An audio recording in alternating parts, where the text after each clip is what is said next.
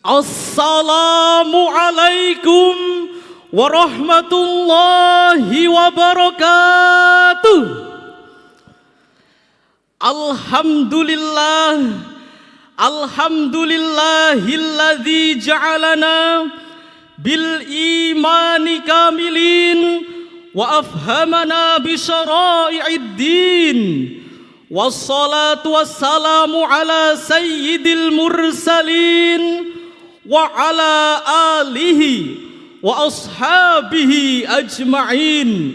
Amma ba'du. Segenap Dewan Hakim yang selalu dalam perlindungan Allah, hadirin pecinta syarhil Quran rahimakumullah. Sebentar lagi di tahun 2024 bangsa kita akan mengadakan pesta demokrasi besar-besaran, yakni pemilihan wakil rakyat serta presiden pemimpin negeri. Dunia pun ikut menantikan momen 5 tahunan ini. Oleh karenanya, sebagai rakyat, jangan sampai kita salah memberikan suara dalam memilih pemimpin bangsa. Mengapa hadirin? Karena kesejahteraan suatu bangsa terletak di pundak orang yang memimpinnya. Ibarat kapal yang berlayar di tengah lautan luas akan tetap bisa tenang walaupun badai menghantam apabila dikemudikan oleh nahkoda yang baik dan handal. Namun bisa dibayangkan hadirin, apabila nahkoda tidak memiliki kemampuan mengemudi yang mumpuni, maka dipastikan kapal akan oleng terhempas badai, bahkan bisa tenggelam ke dasar lautan. Betul hadirin? Oleh karenanya, agar tidak salah dalam memilih pemimpin, Islam telah memberikan tuntunan kepada kita pemimpin seperti apa yang layak untuk diperjuangkan. Oleh karena itu hadirin, pada kesempatan yang berharga ini, perkenankanlah kami memaparkan syarahan Al-Quran dengan judul Karakter Pemimpin Ideal dalam Perspektif Al-Quran. Sebagai rujukan firman Allah di dalam Al-Quran surah Al-Baqarah ayat 30 sebagai berikut. A'udzu billahi minasy syaithanir rajim.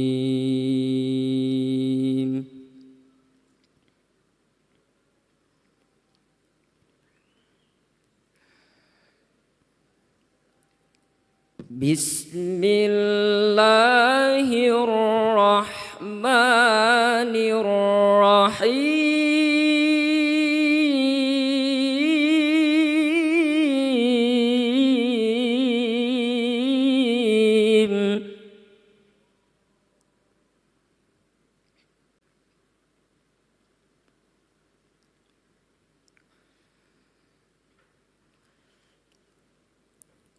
وَإِذْ قَالَ رَبُّكَ لِلْمَلَائِكَةِ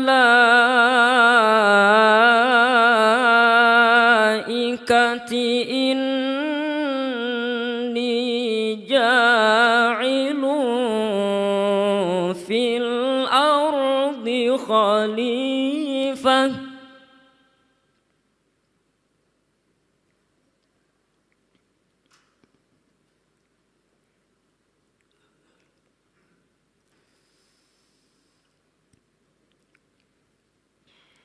قالوا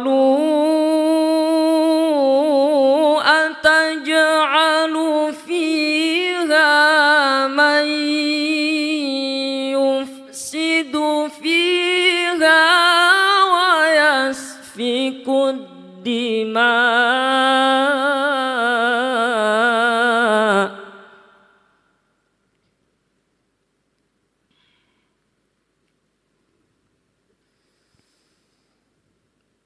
ويسفك الدماء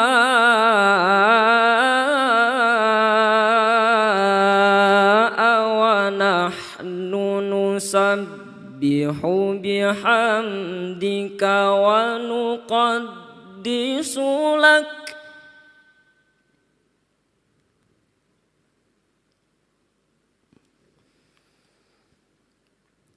قال إني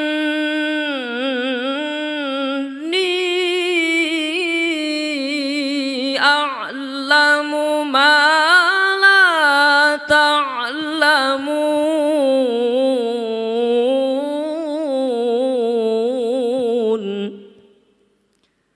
Hamba berlindung di bawah kuasa Allah dari usikan setan yang terkutuk. Dengan menyebut asma Allah yang maha pengasih lagi maha penyayang. Dan ingatlah ketika Tuhanmu berfirman kepada para malaikat, sungguh aku hendak menjadikan seorang khalifah di muka bumi. Mereka berkata, apakah engkau hendak menjadikan orang yang merusak dan menumpahkan darah di sana? Sementara kami senantiasa bertasbih memujimu dan menyucikan namamu. Allah berfirman, sungguh aku mengetahui apa yang tidak kamu ketahui. Hadirin rahimakumullah, Muhammad Ali As-Sabuni di dalam Safwatut Tafasir Juz 1 halaman 36 menerangkan bahwa ayat tersebut berisikan tentang landasan dan konsep dasar khalifah dalam Al-Quran. Begitu juga Imam Ibnu Jarir At-Tabari di dalam tafsirnya At-Tabari juga menjelaskan bahwa tujuan diciptakannya manusia sebagai khalifah selain untuk beribadah kepada Allah, juga bertugas sebagai pemimpin umat dan mengelola negara. Serta tidak kalah pentingnya yaitu melakukan amar ma'ruf nahi mungkar. Begitu juga dalam konteks kenegaraan saat ini, di mana kita sebagai warga Indonesia, negara yang berada di tengah garis khatulistiwa, yang memiliki khasanah dan kekayaan yang melimpah ruah, baik dari sektor budaya, pariwisata, ekonomi, serta kekayaan alamnya. Dengan kekayaan yang melimpah tersebut, tentu Indonesia membutuhkan seorang pemimpin yang tidak hanya pandai berorasi, tapi juga pandai menepati janji. Pemimpin yang tidak hanya pandai dalam intelektual, namun juga mapan secara spiritual. Dan yang tak kalah pentingnya yaitu membutuhkan pemimpin yang memiliki integritas tinggi terhadap negeri. Kesejahteraan rakyatnya menjadi topik utama dalam kinerjanya, dan kejayaan bangsa menjadi prioritas kepemimpinannya. Namun sayang hadirin, saat ini oknum pemimpin masih banyak yang tega berkhianat kepada rakyat. Ibarat anggur merah yang ditawarkan ternyata menjadi minuman yang mematikan. Sungguh ironis dan memprihatinkan. Hadirin yang berbahagia, melansir data dari kompas.com pada tanggal 17 April 2023, bahwa dalam rentang 1 tahun terakhir ini telah tercatat 178 pejabat daerah yang terjerat kasus korupsi dalam operasi tangkap tangan. Sehingga tidak mengherankan jika kemudian Transparensi Internasional menempatkan indeks persepsi korupsi Indonesia berada di posisi ke-6 dari 11 negara terkorup di Asia Tenggara tahun 2023. Sungguh ini sangat memprihatinkan. Sedangkan hadirin, jika hal ini terus dibiarkan terjadi, jangan harap bangsa kita mampu bersaing di era milenial ini dengan gagah dan berwibawa. Jangan harap bangsa kita akan jaya jikalau korupsi merajalela. Dan jangan berharap terwujudnya kemakmuran negeri tatkala pemimpin kita jauh dari Sang Robbi. Astaghfirullahalazim. Astaghfirullah Rabbal baraya. Astaghfirullah minal khataya.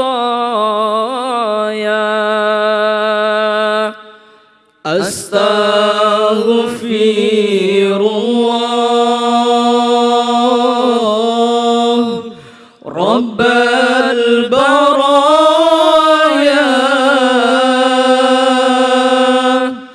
Astaghfirullah minal khataya.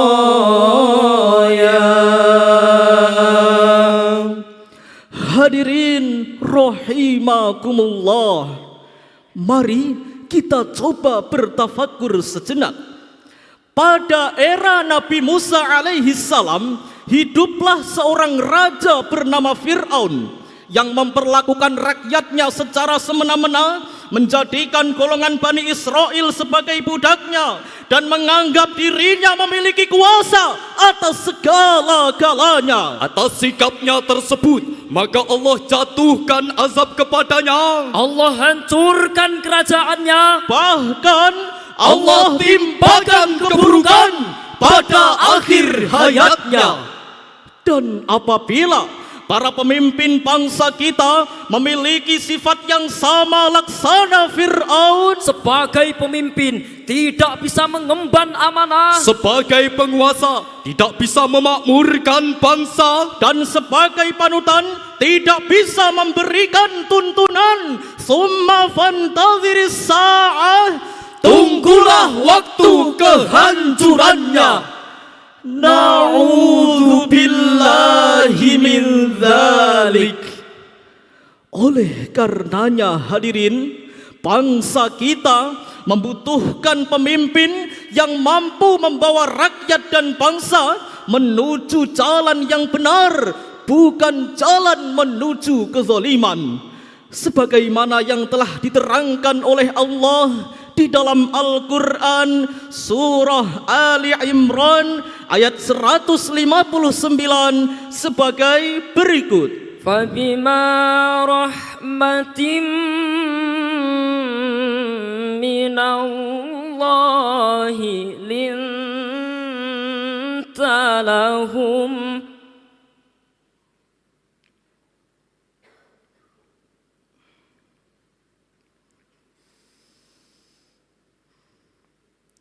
walau kunta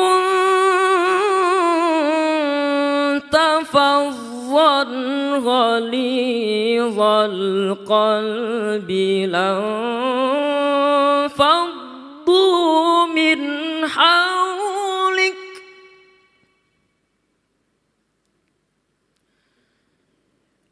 fa'fu anhum wastaghfir lahum وشاورهم في الأمر فإذا عزمت فتوكل على الله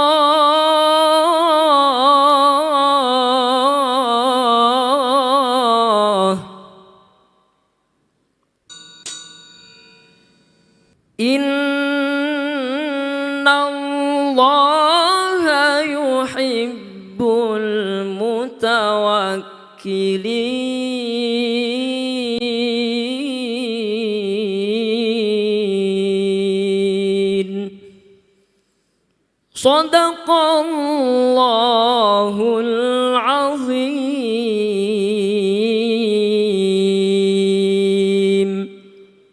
Maka berkat rahmat Allah, engkau Muhammad berlaku lemah lembut terhadap mereka. Sekiranya engkau bersikap keras dan berhati kasar, tentulah mereka menjauhkan diri dari sekitarmu. Karena itu, maafkanlah mereka dan mohonkanlah ampunan untuk mereka, dan bermusyawarahlah dengan mereka dalam urusan itu. Kemudian apabila engkau telah membulatkan tekad, maka bertawakallah kepada Allah. Sungguh Allah mencintai orang-orang yang bertawakal. Maha benar Allah atas segala firman-Nya, dan Dialah yang Maha Agung. Hadirin yang dirahmati Allah, Sayyid Qutb dalam tafsir fi Zilalil Quran jilid 2 halaman 147 menjelaskan bahwa ayat ini turun untuk menenangkan dan menyenangkan hati Rasulullah yang pada saat perang Uhud sedang berlangsung, sebagian pasukan mendurhakai perintah Rasul, yakni para pasukan pemanah yang telah diinstruksikan untuk tetap di atas bukit sampai ada perintah untuk turun. Kaum muslimin yang semula menang pun kemudian terpukul. Dan yang paling menyedihkan adalah hanya ada sebagian sahabat yang bertahan melindungi Rasul, sementara barisan yang lain porak-poranda dihantam musuh. Hadirin yang berbahagia, di dalam ayat tersebut terdapat 4 akhlak yang telah dicontohkan oleh Rasulullah, yaitu Pertama, lintalahum. Rasul senantiasa bersikap lemah lembut baik terhadap kawan maupun lawan. Kedua, fa'fu anhum wastaghfir lahum. Rasul senantiasa bersikap lapang dada, mudah memaafkan dan memberi ampunan di setiap kesalahan. Ketiga, wasyawirhum fil amr. Rasul senantiasa mentradisikan kehidupan bermusyawarah dalam setiap mengambil keputusan. Keempat, fa'idha azamta fatawakkal 'ala Allah. Rasul senantiasa berkomitmen untuk memantapkan suatu rencana, lalu Rasul bertawakal kepada Allah Azza wa Jalla.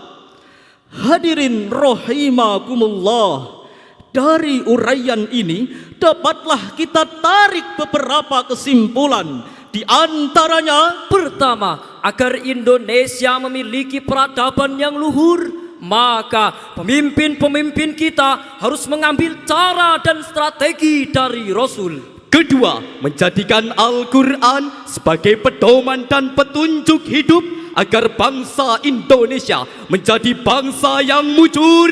Baldatun thayyibatun wa rabbun ghafur. dan pada akhirnya rahmat Allah pun terus terulur. Hadirin yang berbahagia, demikianlah yang dapat kami sampaikan. Kurang lebihnya mohon dimaafkan. Wallahul musta'an ila ahsanil hal. Wassalamu alaikum warahmatullahi wabarakatuh.